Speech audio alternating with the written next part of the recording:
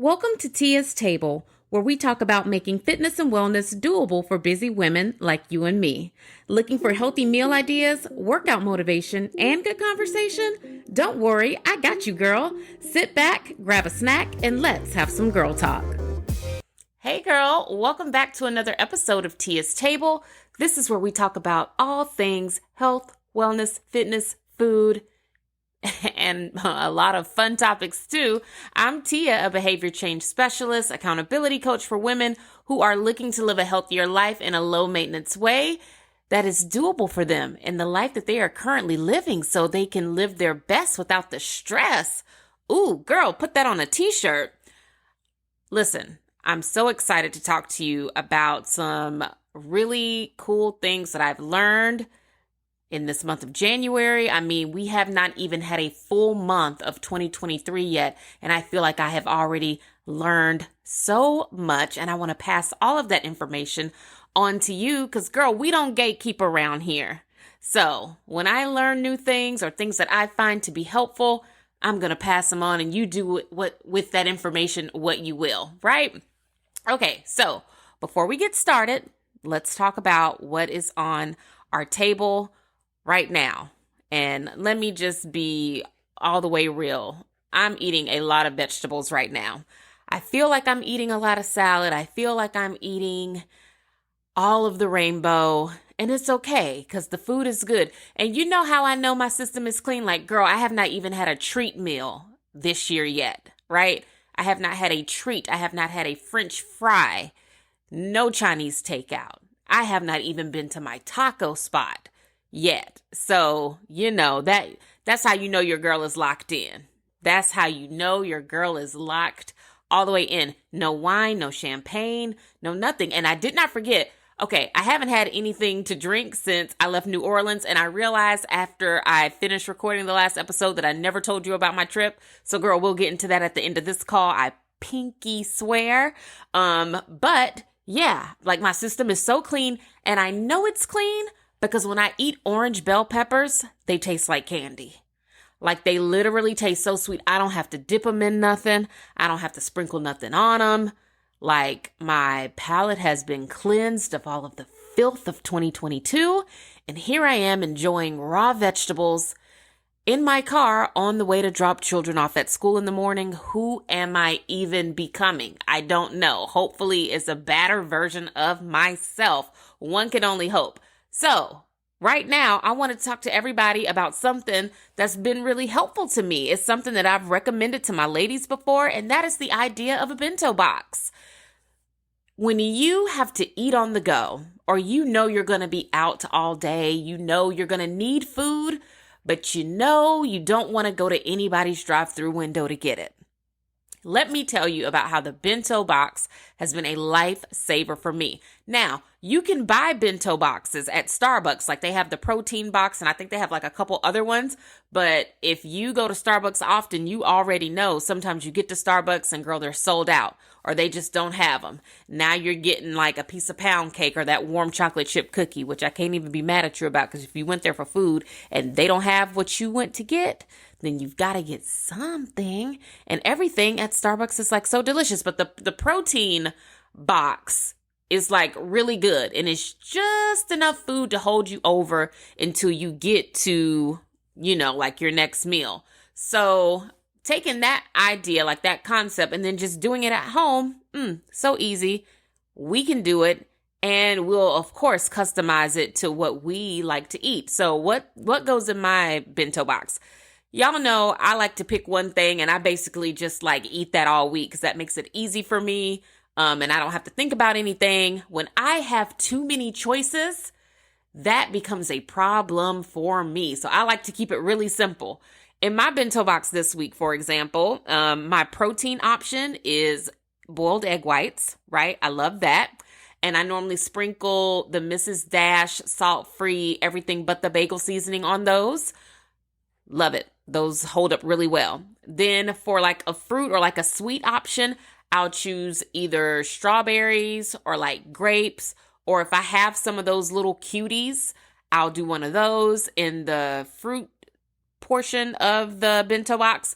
And then for the larger part of the bento box, I tried to fill it with veggies. So like this morning, I did orange bell pepper because I'm so in love with those right now, and English cucumber because I just love cucumbers. Now, I did salt and pepper the cucumber with a little bit of Himalayan pink salt, or is it pink Himalayan salt or whatever. I got the pink salt and I sprinkled it with black pepper on my cucumbers, and they were just so good. So good. Now, what's probably not in my bento box are some of the things you see in the boxes you get at the store, right? Normally those boxes will have like nuts and cheese in them. And since I'm trying to keep my fats pretty low, I'm not, putting any of those in my box. But if that's not something that you're monitoring or that you care about, then absolutely put some seeds and nuts in yours, put your favorite cheeses in yours. And you can make yourself, you could really make this a really good lunch. Like low key, this could be like a little, cute grown-up Lunchable for you on the go if you wanted to make it that way. I think the box at Starbucks does come with a piece of bread or like some type of biscuit type adjacent thing. I don't know.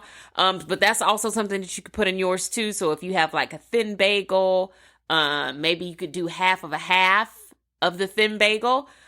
Or some other type of like rice cake. I'm really into the rice cakes right now. Let me tell you, I tried the caramel rice cake because one day I had a sweet tooth and I'm like, well, oh my gosh, what can you eat that's sweet, that's not fruit? That's also not something that's processed or like a baked good or something like that. And I don't know what I was watching or listening to or whatever, but something came to me. And it reminded me of rice cakes and how rice cakes are like so low in calorie. And they are just like perfect for if you're trying to watch what you're eating, right? So I went to that section in the grocery store and I saw that they had flavored rice cakes. One of the flavors was caramel. Girl, I got a pack of those. I opened it as soon as I got into the car because I was literally fiending for the taste of something sweet. And it has changed my life. Like like when I'm at that point in the day where I'm like, ooh, like right after I eat a salad. And this is how we are. Is this not how we are? This is how we are.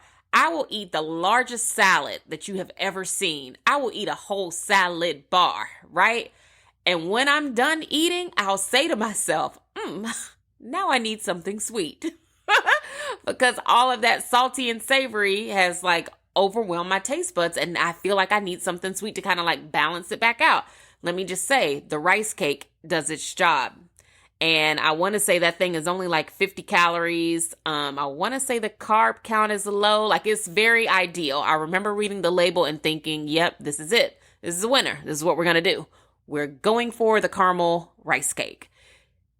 Give them a shot. You will love them. Now, but y'all, don't take that caramel rice cake and start putting stuff on top of it. We're supposed to just be eating it just the way she is. Just right out of the package. Boom.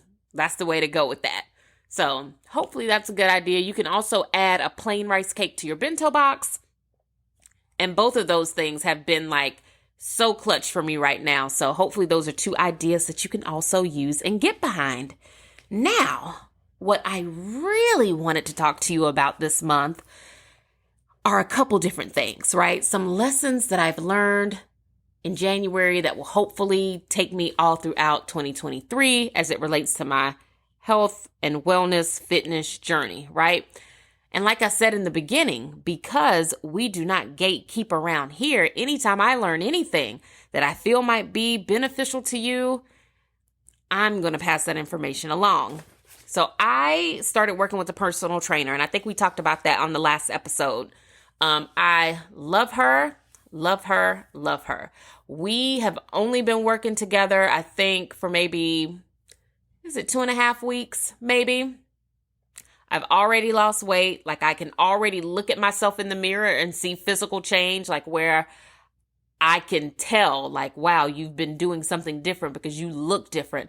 And I love that. That's so incredibly motivating She has such a gentle, loving, but like down to business attitude. And that works for me because I love when people like tell me what to do, but sprinkle a little love on it, right? Give me all of the directions, but say it with a gentle, warm, welcoming, motherly spirit. And you're going to get me to do what you want all day, like all day long. So love her. So glad that we were matched together because she's like perfect for me. But in working with her, I've learned a couple different things that I want to pass on to you. So one of the first lessons that I think she taught me without, and these are things she's not even trying to really teach me. I'm just like, oh, duly noted as she's talking. So one of the first things that she taught me was that for every 10 minutes of effort, when you're doing any type of cardio workout, you should be burning at least 100 calories. And when she said that, I was like, well, I wonder what I've been doing up until this point. So then I got on the treadmill for our warm up and it instantly hit me that, oh, girl, like I have never burned 100 calories in 10 minutes that I'm aware of. Not on this side of adulthood anyway. Maybe when I was younger, when I was, hitting that 5, 6, 7, 8 every day after school for cheerleading practice. But these days, no, I have not, I thought the warm up until this point was just like getting us ready, like warming us up, if you will. I did not think that the warm up was supposed to leave you hot and bothered. Thought it was just the warm up, but nope. Warm up, at the end of the warm up, you should be hot and bothered and like ready to go. You should be ready to risk it all at the end of the warm up. So I've been putting that into practice. And now whenever I work out, whether it's at the gym or at home, I'm like, let me give myself 10 minutes to burn 100 calories. And then, of course, if you warm up for 15 minutes, you want to hit 150, so on and so on. Game changer. Changes everything. Why does that change everything? Well, because I know a lot of us like numbers and a lot of us like to just see things on our watches. And when you finish 10 to 15 minutes of exercise and you look down and you say, oh, I've already burned almost 200 calories. It's going to be a good day. It's going to be a good day. And that sets you up to burn about 400 to 500 calories by the time your workout is over. And that's really what you want, because 500 calories a day, if you're burning that means you should be losing a pound of fat every week, because it takes, yes, with the math, we're not going to get into that today. But yeah, you should be clocking to lose weight if that's what you're doing every day. So love that. That's lesson number 1.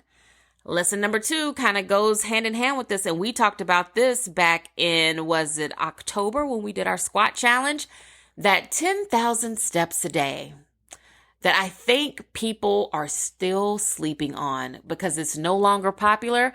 But literally on my workout checklist, because she sends me one every day, on my checklist, it says walk 7 to 10,000 steps every day. All of them. Even Saturday and Sunday. And Saturday and Sunday is hard because obviously like you're also trying to rest on Saturday and Sunday. So the weekends, I do find that to be hard, but you know what that meant for me anyway, that now I have to start like running or walking or something every single Saturday and Sunday. And to be honest with you, I've chosen to just do Saturday. Because I'm like, oh, Tia, you're going to rest all day on Sunday. And I think that's an important thing to note here, too. So even if you decide to work with the personal trainer or you decide to buy a program from somebody and you're following it, always take what you have been given and format it to fit your life. So if you know, oh, I need just one day where I don't have to do nothing and nothing is expected of me, then take that day, schedule it, make it part of your workout program, and then tell whoever it is that's training you, oh, like I don't do so-and-so on this day. Like, because they have to also understand other parts of wellness. And for me, my mental health says you need at least one day out of the week where nothing is expected of you, where you don't have to get up, get dressed, be anywhere, do anything, none of that. So I love the fact that I get to rest like completely at least one day out of the week. So that's how I've been going about the 7 to 10,000 steps a day. Another thing that I want to point out about that too is that I also try to make sure within my cardio of whatever workout I'm doing that day, I try to make sure that I hit 7,000 steps during my actual workout. So, and I count whatever steps I may have gotten leading up to my workout. I think, and I have looked. So this is just the nerd in me coming out a little bit, but I've looked at how many steps I get in the morning just getting my kids ready for school and getting them ready for school in the morning. I get about 2,500 steps, right? So by the time I get to the gym, I'm probably somewhere right under 3,000, somewhere between 2,000 to 3,000 steps. I'm there by the time I even get to the gym. So when I'm warming up, of course, I'm running, and I'm running very fast because I'm trying to get that 100 calories in the 10 minutes. So you pick up some steps there. And then when I'm done working out, my cool down also contributes to my step count.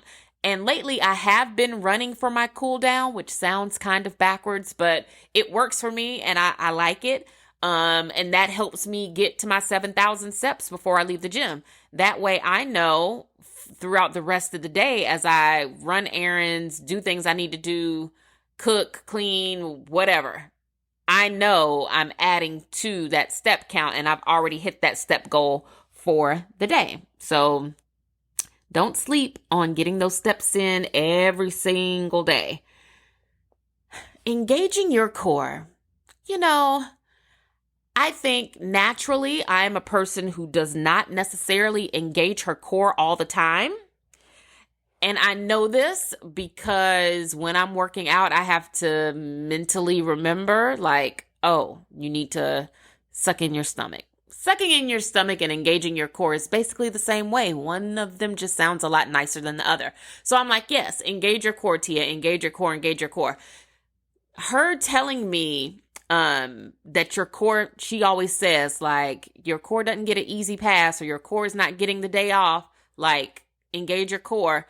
I can hear her in my head saying that now. And even when I'm at home doing stuff, I'll think to myself, ooh, Tia, engage your core. Like, it immediately fixes your posture, number one. And number two, it activates those muscles. So those muscles are getting a workout regardless of what you're actually doing. And I know we've talked about waist trainers around here before.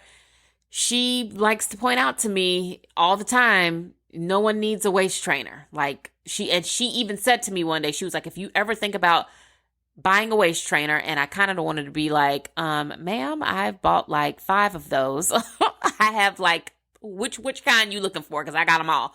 But she was like, if you ever think about spending your money on a waist trainer, she was like, please call me and you can send me that money, and I'll provide you with some kind of service that's actually going to help you. She was like, all the corset and all of the tightening and all of that you need is already built into your body. You just have to learn to engage it and keep it engaged. She was like, so your core does not get a day off.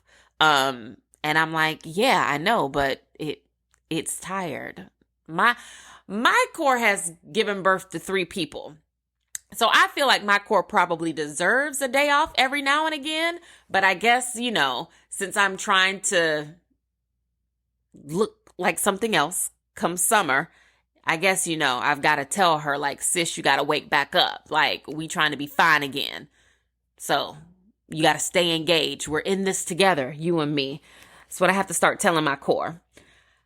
Another thing that I've learned is that working out 4 days and resting for 3 is pretty much all you need. Now, I say that, but it kind of also depends on your goals. And it also kind of depends on what you need to remain consistent. I feel like some people, in order to be consistent, they need to work out maybe every day, or they need to do something that keeps them active every day. For me, I'm like, if I know I'm going to go hard 4 days out of the week, and then those other 3 days, I get to do some type of active recovery or just rest, that works for me, right? I like knowing that, okay, Monday through Thursday, you go hard. Friday, you can do like cardio with Pilates or bar or something like that. And then Saturday, you just got to walk. All you got to do Saturday is walk and get the steps. And then on Sunday, girl, you rest. And then Monday, we start it all over again. But that works for me. Figure out a schedule that works for you based on how you like to live your life, based on other things you have going on in your life, and determine what days you want to really go after it and hit it hard, and what days you really need to be rest days, and see if that doesn't help you be more consistent. I find that knowing ahead of time that yes, you do have to work out basically 6 days out of the week, but girl, only 4 of those is going to eat you alive. You can do 4 days and then chill pretty much the other 2 to 3. You can do that. That sounds way better to me than OT. Like you gotta, I don't know, cross train for 6 days, 7 days a week in order to get the body that you want. Because we know that's not true. That's not the case. If we are consistent with a lot of the tips that I'm talking about on today's episode, you know how we like to use Easter as a marker. By Easter, girl, they better watch out. You gonna shut it down. You gonna show up to church shutting it down. People are gonna be like, oh my gosh, you've lost so much weight. Yes, I have. He has risen, and so have I. Yes. So figure out a schedule that's gonna work for you, and then just hit it, even on the days you don't want to. And just to put this in here, I don't always want to go to the gym. I was talking to somebody one day and they were just like, oh, but you love it. And I was thinking girl, no, I don't. I have to talk myself into it most days because there are certainly other things I could be doing, I need to be doing, or I just want to do. And so there are a lot of days where I have to hype myself up and talk myself into driving to the gym and showing up for myself and making it happen. And we're going to talk about that in a little bit on the second half of this episode. But girl, I don't always want to go, which is why having the schedule is so important. When you need a snack during the day, choose vegetables, which kind of goes hand in hand with the bento box idea that we talked about at the beginning. Something that she has taught me and something that I just picked up on just listening to her talk is whenever you get hungry during the day, you should be reaching for vegetables, like raw ones, vegetables that haven't been cooked. Now, of course, I guess for a lot of people, they're going to be like, oh my gosh, but I can't just sit there and eat raw vegetables without dipping them into something. And girl, I get it. I get it. So you would have to find what's going to work for you in terms of a dip. Of course, the first couple of things that come to my mind are hummus or ranch dressing, or you could find some other type of salad dressing or something that you like. But, let me just remind everybody, now that I'm actually looking at everything on a food label, my mind is just blown at how something can say sugar-free or fat-free, but then you flip it over and you read the label and it's yeah, you might be sugar-free and fat-free, but honey, it's enough sodium in this thing to stop my heart forever. Eating this is literally going to put me into some type of cardiac arrest. So it's going to be a no for me. Today I was trying to find a new balsamic dressing, right? And I was thinking man, it would be great if I could find one that was fat-free, because fats are normally hidden in condiments, pretty much all of the condiments, butter, sour cream, barbecue sauce, salad dressing, all of it has high amounts of fat, right? So I was if I could find something that's low in fat, that would really work for me, because I eat way too much salad to have, a really fatty dressing. And luckily, I was able to find a dressing at the grocery store that claimed to be fat-free. I flipped it over on the back of the label. It definitely was. It was fat-free, but it did have some sugar in it. And I was just ooh, man, well, I guess, we can't have it both ways. Take it and let's go. But then as I was about to walk away, I kind of quickly saw another balsamic made by the same people, and it said sugar-free. And I was well, let me read the label on that to see what's different other than the obvious, the fats versus the sugar. But let me read this label and see what's different about the sugar-free version. Well, you read the sugar-free version, it's a third of the calories of the fat-free version, so it's a lower calorie dressing. It also was fat-free, did not have any fats, But then on top of that, it was sugar-free. And so I'm like, well, hello, this is obviously the better choice because it's sugar-free, it's fat-free, and it's a third of the calories of the one that is fat-free. So read the labels, y'all. Read the labels, read the labels, read the labels, because the labels literally tell us everything we need to know as far as doing the whole fitness and food math thing. And the more I read labels, the more my mind is just blown. So read the labels. But going back to the point I was trying to make is that, yes, when you do need a snack, reach for raw veggies. Raw veggies, which when we think about it, those are easier to prepare. You can kind of buy those already chopped. Most places sell them already chopped. You can kind of pick out what you want. Like we said, make your own bento box. And those have really been great ways to fill up without, eating something that's not necessarily the best choice. Moving on to the next lesson learned.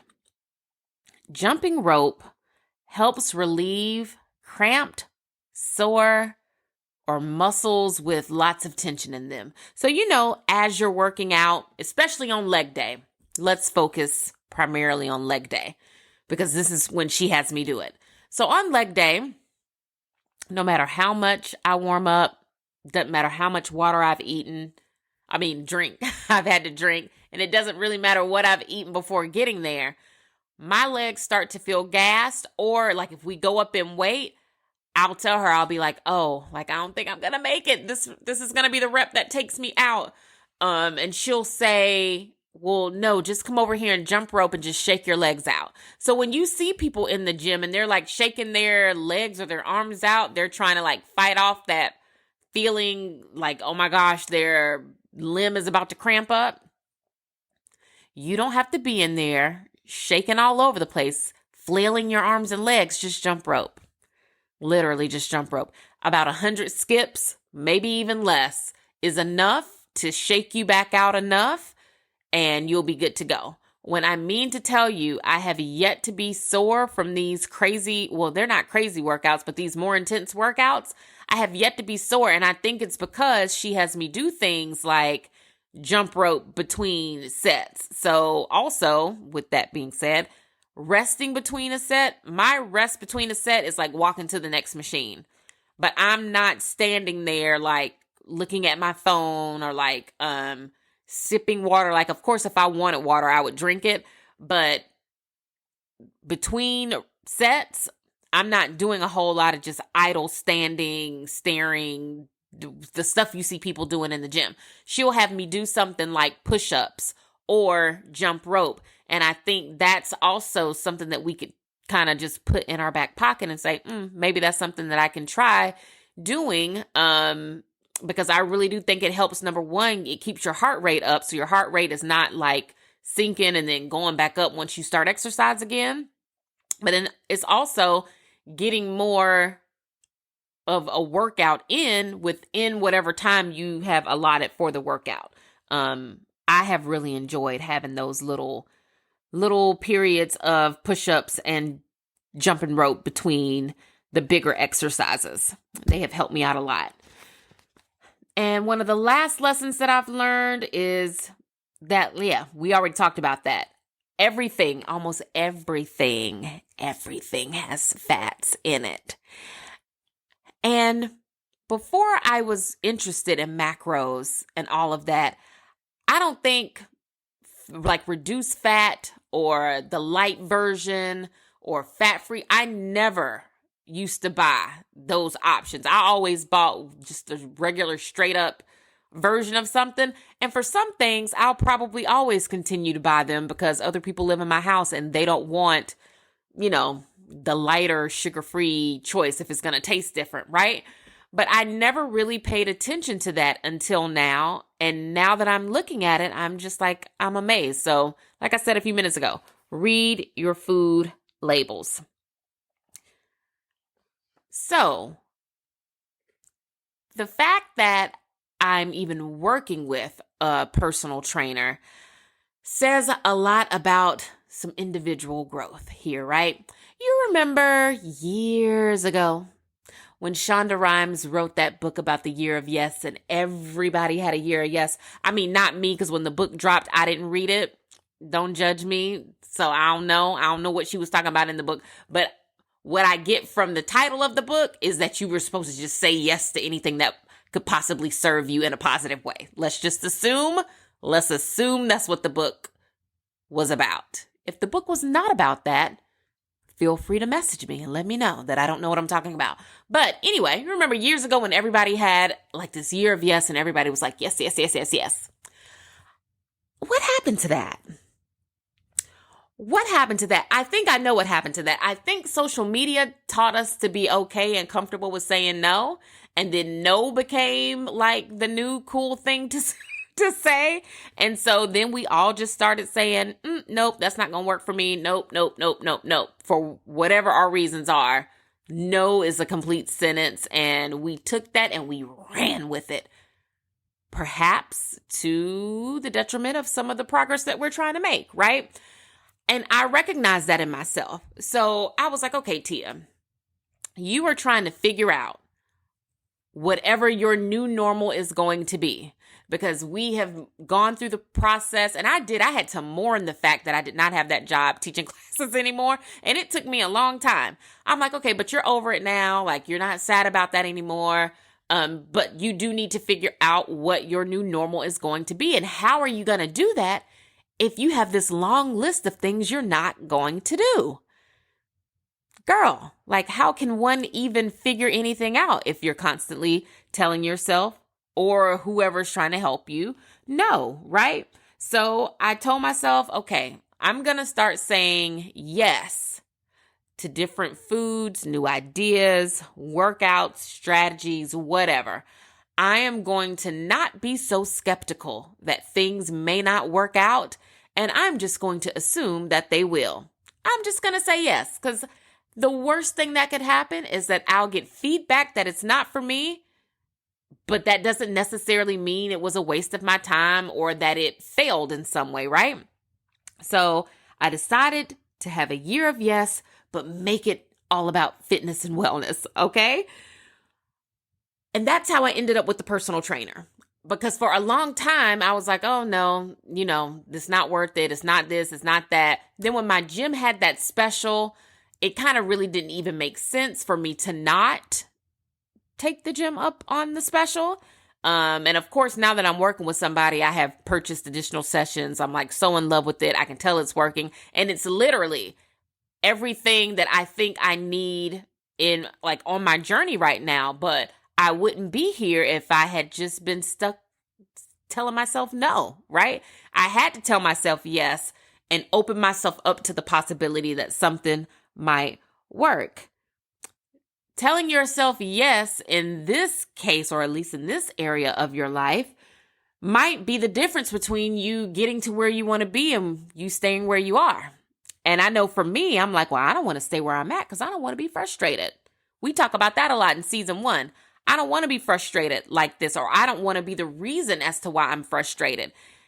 So I need to start telling myself yes more often, or at least being okay with trying and seeing how something comes out. And then also something that I'm working on is that if I try something and it does not work out, then I do not need to be upset about that because that would be so me. So that's something else that I think I want to pass on as we talk about this, is that I also don't want to be upset if something doesn't work out, because that's the only way we're going to know what works and what doesn't, is that if we try.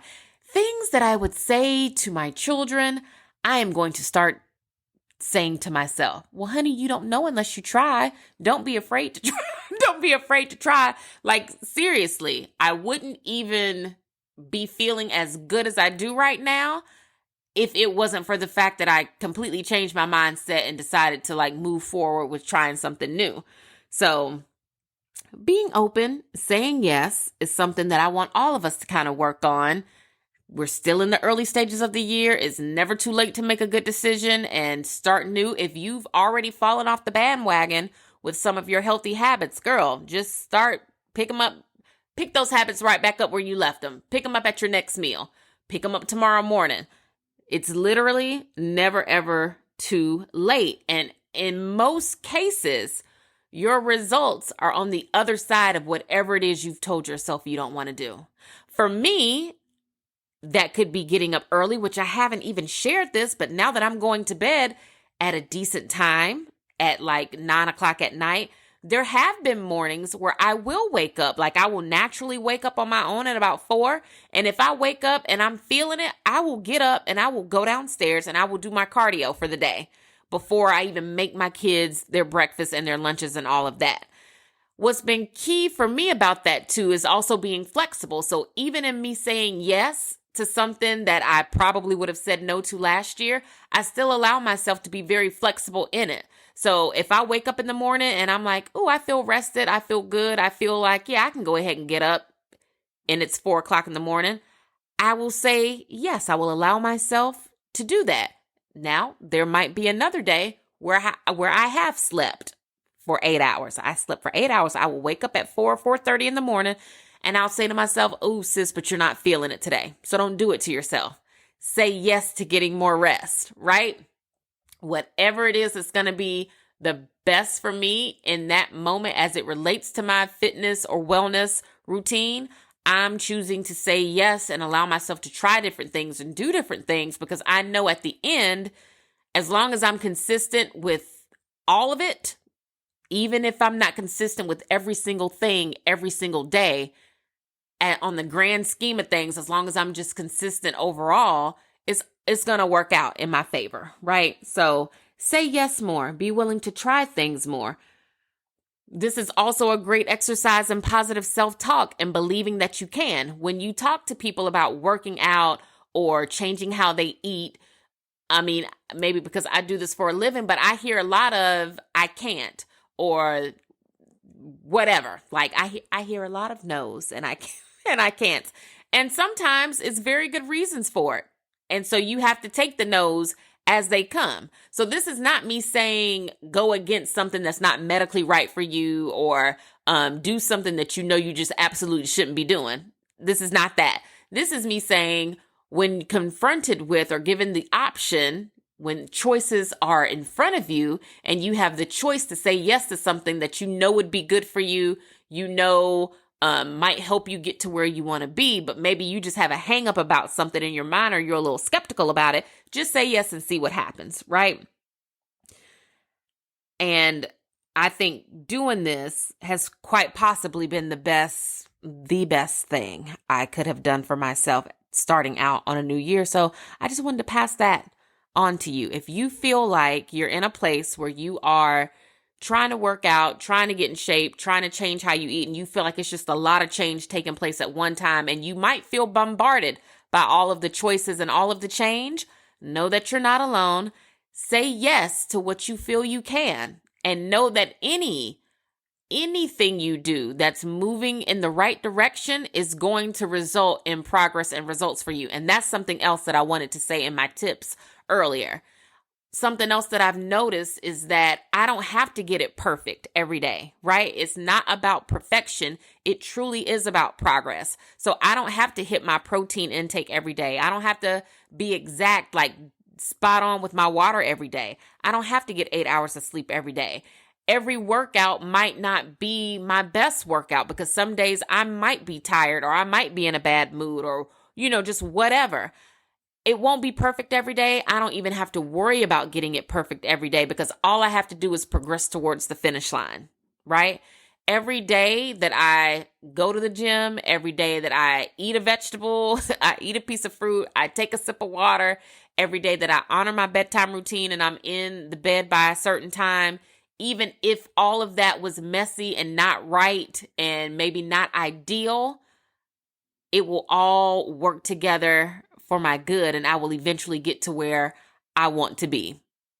So if you were sitting here thinking like, oh, I don't want to weigh food, or I don't want to create a workout schedule because I know I can't commit to this, or it's got to be if you're a person out there that's thinking it's got to be perfect in order for you to just start, girl, it does not have to be. All you have to do is have a plan in front of you, and then you try to execute that plan to the best of your ability. And what's really beautiful about that is that the part of it that's that little best of your ability part is actually what makes it a lifestyle, right? That is what makes it a lifestyle. That is what makes it change that you can sustain forever, because you're doing it in a way that absolutely works for you instead of doing something that's on a piece of paper. Now, does the piece of paper get you started? Absolutely. The piece of paper gets you started. The piece of paper teaches you what you need to know, and it helps you develop habits. But once you kind of get into a rhythm with that, then you naturally start to see where you can make something work for you. So I hope that's helpful to somebody. I hope some of the tips were helpful to you. I hope we are all in a place where we are saying yes to things that are going to be good for us more often than we are saying no. Something that I'm still working on myself. And I just know this year is going to really be, it's going to be it. It's going to be it. And let me tell you how I know it's going to be it. Because the other day, yesterday, as a matter of fact, I think Ashanti posted a picture of herself in a bikini. And I cannot tell you how many people sent me that to be like, see, Tia, this is what you were talking about on your podcast. Look at her. And I'm like, yeah, she looks great. Ashanti looks like she takes Pilates and eats whatever she wants. And it is all working out for her good. Whatever she's doing, she should keep it up because she looks amazing. That is the goal, right? The goal is to be comfortable with who you are, executing that in a way that is comfortable for you and the life that you are living. So here we go. We're almost in February. Month number 1 is down. We only have 11 more months to go. And we'll see where we all end up at the end of the year. Let's move on and talk about some of the random yet relatable things that are happening around us before I go pick my children up from school. Well, first and foremost, we love to talk about Lori Harvey here. Lori just turned, I don't know, what was it, 26? She turned 26. She had a birthday party, and during that birthday party, she debuted her new boo. Now, I don't know how many of y'all watch Snowfall. I don't know if you are aware with who Damson Idris is. He plays Franklin on FX's Snowfall. He does an amazing job on that show. It is actually in the last season, season 6. I think it's supposed to start sometime soon. It's a great show, like from start to finish. If you've never seen it, please watch it. He is Lori Harvey's new boyfriend, apparently. And don't you know, I love to see it. I love to see that girl thriving. I love to see her dating all of the handsome, rich young men in Hollywood. I love to see her breaking hearts and taking names. Good for her. I've had a couple conversations with people about Lori and what they think about her and the choices that she's making and all of that. And I'm just like, y'all, that girl is 26. She is not a teenager. She is a grown woman. And I don't know what y'all are going to do if Lori decides that she doesn't ever want to get married. What if she just dates these people for like the rest of her life?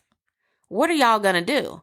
What are you guys going to do if this is just who she is? And then I don't know where the judgment from that even comes from. Because I feel like when men date and they show up with a new girl every now and again, people just kind of laugh it off. They call him a bachelor. For some people, they even feel like that makes the man more attractive. Like, I don't know. I feel like men are allowed to date around until they're ready to settle down. And then when they're ready to settle down, for whatever reason, people are like, they celebrate that like, oh, he was finally ready to settle down. He was tired playing the field. People allow men to have that. But when you're a woman, you are not afforded the luxury of dating around to learn about what you may or may not like, to date until you feel like you're ready to get married and then settle down. Because you know what happens to a woman after she settles down? If she so chooses to, she's going to have children, and that's going to make her real settled real quick. Why y'all want that for that girl? She's only 26. Everybody listening under the sound of my voice that has already gotten married and had children, you know what your life is like. Even if we're all living life on different levels, doing different things in different places, at the end of the day, it's all what? Husband and kids and work, and it's a lot. It's a little hamster wheel of adulthood that you know you don't want to put on a young woman who's in the prime of her life. Wouldn't you tell a younger you or a younger whomever is in your life, like, girl, don't be in no rush to do none of this? Yes, I might look happy and I might be enjoying my life, but girl, this is the decision I've already made. So in a lot of cases, I just have to rock with it because it's what's good for me. I'm already here, right? Got to make the best of it. But see, you on the other side of this, you have not entered, you have not crossed over into marriage and to motherhood and all of that. So girl, be young, free, and irresponsible up to a certain point for as long as you can, because once you cross over, girl, it's no going back. Like, it's a wrap. You're done. You're done. You are done, but still fun and spicy, but still, it's not the same. And if you are listening to this, then you know exactly what I mean. So why y'all want that for that girl? Let her continue to date and have fun and live her life. She's only 26. So she probably has, a very long time before she decides, like, let me give all this up and go ahead and like settle down with someone. Like, why not?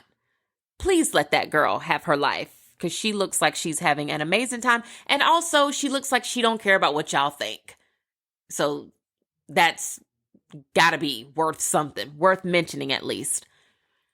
Something else that I've been looking at on social media that has brought me a lot of joy is old videos of Jamie Foxx.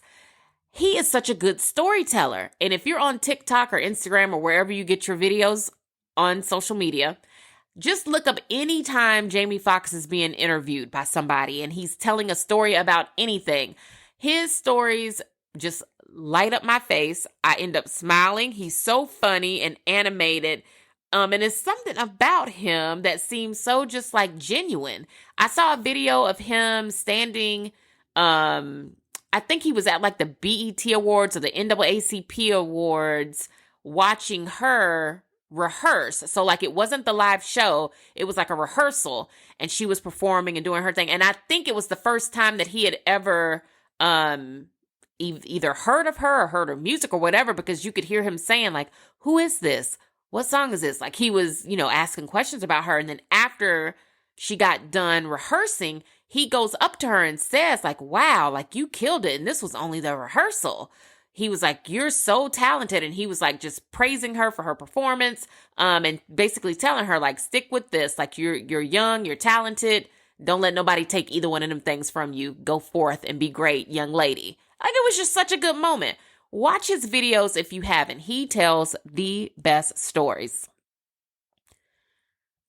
2 of the shows that I watch are now back on TV. If you have never seen Godfather in Harlem, starring Forrest Whitaker, what are you waiting for? Such a good show. Of course, it's based on true events, right? But y'all know they fictionalized it for drama. They gonna put that disclaimer at the beginning of it. But it's such a good show. He does such an amazing job on it. And it's different. It's not like watching, I don't know, like Power or BMF or any of those kind of shows.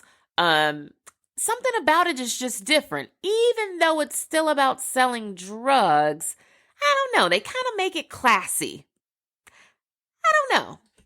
But check out the show if you haven't seen it. It's really good. BMF is also back. And let me tell y'all about how the daddy on BMF gets on my nerves.